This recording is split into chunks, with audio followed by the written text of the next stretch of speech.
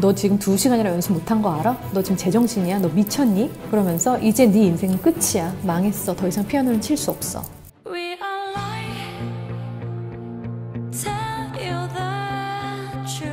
5시 45분 기상, 그리고 피아노를 1시간 연습한다. 7시 학교를 간다. 12시 점심시간 15분 동안 밥을 먹고 45분 동안 연습을 한다. 학교가 끝난 후 저녁 먹기 전에 2시간을 연습한다. 저녁 시간 20분 동안 식사를 마친다. 그 후 2시간 동안 추가로 연습을 한다. 연습한 후 학교 숙제를 한다. 취침 후에 5시 45분에 다시 하루의 일과를 반복한다. 여러분, 이렇게 사시는 거 어떠세요? 해보신 분 손 먼저! 저도 어릴 적에 참 열심히 살았던 기억이 있는데 5시 45분에 일어나지는 않았던 것 같습니다. 대신 밤 12시까지는 어릴 때 연습해 본 적이 많죠. 82년생으로 전 세계적으로 가장 유명한 아시안 피아니스트 중에 하나, 랑랑! 근데 그 랑랑은 아주 혹독한 훈육 과정으로 탄생한 것으로 유명합니다. 그 아버지가 또 극성 부모하면 1등 내주기 서러울 정도의 인물이시죠. 랑랑이 엄청난 성공을 이룬 후 많은 부모들이 그 아버지 랑고렌의 음악 교육 철학을 따라서 아이들을 혹독하게 교육시키는 열풍이 불었다고 해요. 랑랑의 아버지인 랑고렌은 어릴 때부터 워낙 예술을 좋아했어요. 그리고 음악가가 되고 싶었는데 그때 당시 중국에 문화 대혁명이 일어나게 되죠. 그리고 그 기간에 그는 이제 음악학교는 못 가게 되고 대신 공장에서 일을 하게 됩니다. 그러니까 자신이 살고 싶었던 인생을 아들에게 주입시키면서 그 아들이 음악가로 성장할 수 있도록 랑고렌은 그때부터 모든 노력을 하게 돼요. 이런 케이스는 되게 티피컬 보통의 케이스예요. 부모가 음악을 너무 좋아한다던가 아니면 음악을 하고 싶었고 음악가가 되고 싶었는데 환경이나 아니면 부모님이 반대로 하지 못했을 때 그 꿈을 아이에게 전가시켜서 네가 나를 대신하여 내가 이루지 못한 꿈을 이뤄다오. 이런 케이스 굉장히 많아요. 이게 비단 음악가만 있나요? 예를 들면 스카이캐슬에서 내가 서울대 의대를 갖고 의사가 되었으니 자식도 무조건 서울대 의대를 가서 의사가 되어야 한다. 혹은 내가 서울대 의대를 못 가고 의사가 되지 못했으니 너는 서울대 의대를 가고 의사가 되어야 한다. 이런 부모님들 많잖아요. 제 영상을 듣고 싶은 부모님들 좀 찔리시지 않으시나요? 쿡! 랑랑이 18개월 때 피아노 치는 걸 보니까 이 아이가 너무 뛰어난 거예요. 그래서 랑고렌, 그 아버지가 자신의 1년치 월급을 모아서 아들에게 피아노를 사주게 됩니다. 그리고 랑랑이 3살 때부터 매일 새벽 5시에 일어나서 연습하는 혹독한 삶을 시작하게 돼요.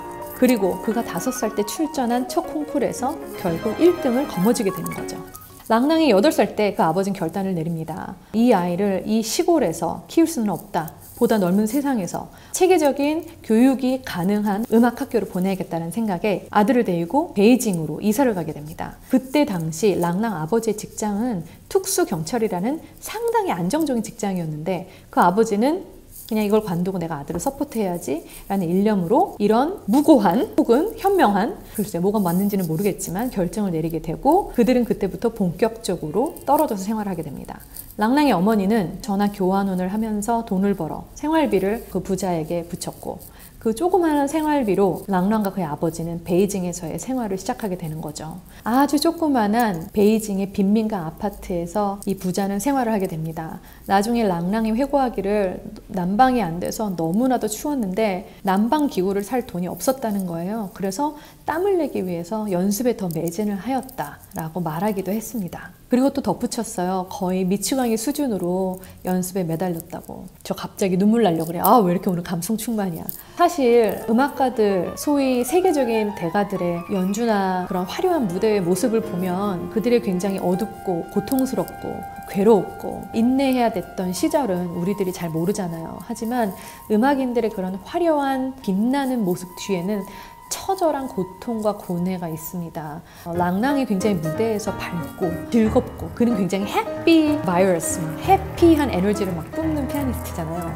그런데 이렇게 고통스러운 시절을 겪고 났기에 그런 훌륭한 음악인으로서 빛을 발하지 않았을까라는 생각이 또다시 드네요. 랑랑의 아버지는 아들의 재능을 잘 키워줄 수 있는 선생을 계속 찾아다녔다고 합니다. 그리고 만약에 찾아갔던 선생이 이 아들의 재능을 그렇게 알아보지 못하던가 인정하지 않으면 관두고 또 다른 선생님을 찾아갔다고 해요. 모든 연주 때마다 따라다니면서 연주가 어떤지 평가했고, 또 랑랑이 매일 정해진 연습량을 채우지 못하면 혹독하게 아들을 다그쳤다고 합니다. 랑랑에게 굉장히 큰 트라우마를 남겨진 사건이 있었어요.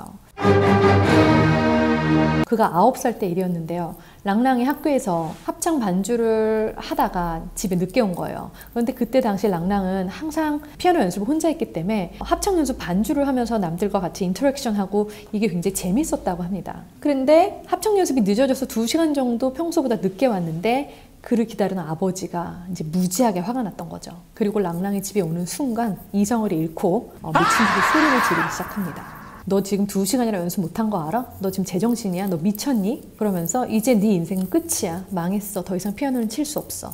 이 상황에 지금 합창 연습이라니. 넌 정말 구제불능의 게으름뱅이야. 끔찍해. 차라리 죽어버리지 그래. 이런 혹독한 말들을 내뱉었다고 합니다. 혹시 제 영상을 보고 있는 음악 전공자분들 계시면 부모님한테 혹독한 말 들은 기억 있으신가요? 저 많죠. 엄청나게.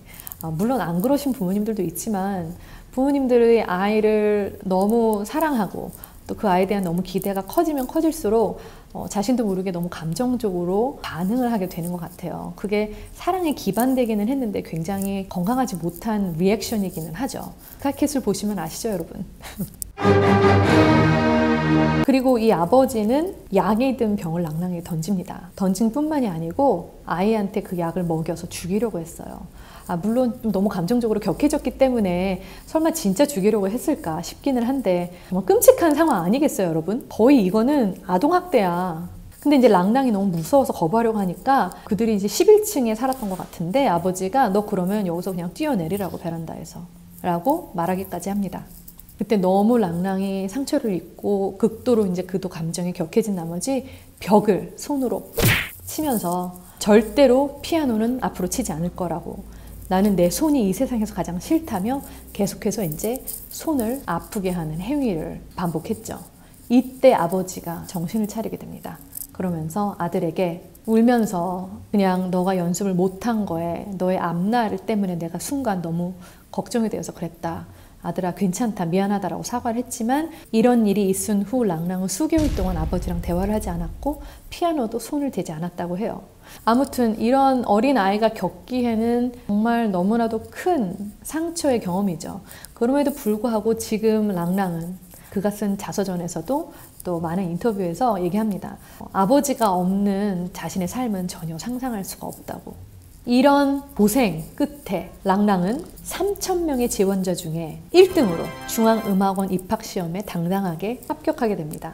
그리고 나서 12살에 독일 에틀링게 국제콩쿨 우승, 차이코프스키 국제콩쿨에서 우승, 그러면서 중국의 샛별 같은 스타가 된 거죠. 아버지는 여기서 만족하지 않습니다. 너는 이 중국에서만 머무를 수 없어. 전 세계로 뻗어나가야 하면서 미국으로 가기로 결정을 했고 랑랑은 이때 필라델피아에 있는 커티스 음악원의 게리 그래프만의 제자로 입학을 하게 됩니다.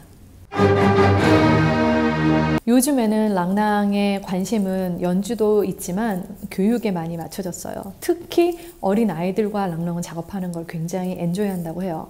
2016년에 롯데 콘서트홀에서 랑랑이 음악회를 열었는데 이때 어린 피아니스트들을 모집해서 함께 연주하고 레슨을 하는 시간이 있었어요.